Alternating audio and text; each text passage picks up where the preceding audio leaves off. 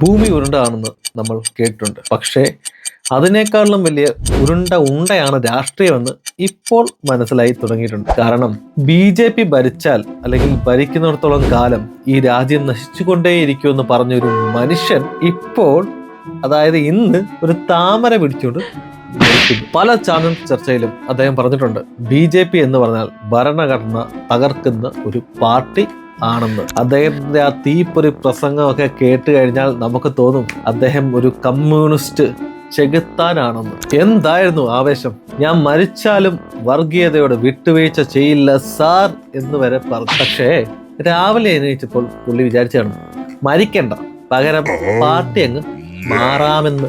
എന്തായിരിക്കും ഇങ്ങനൊരു മാറ്റത്തിന് കാരണം? ഇനിയിപ്പോ റെജി ലൂക്കോസ് രാവിലെ എണീച്ചപ്പോൾ പുള്ളിയുടെ സ്വപ്നത്തിൽ താമര വിരിഞ്ഞതാണോ, അതോ ഇത്രയും കാലം ചാനൽ ചർച്ചകളിൽ ഇരുന്ന് പറഞ്ഞത് ബോറടിച്ചിട്ട് ഒരു വെറൈറ്റിക്ക് വേണ്ടി അപ്പുറത്തോട്ട് മാറിയതാണോ? എന്തായാലും ഈ മാറ്റം ഇന്നും ഇന്നലെയും തുടങ്ങിയതല്ല.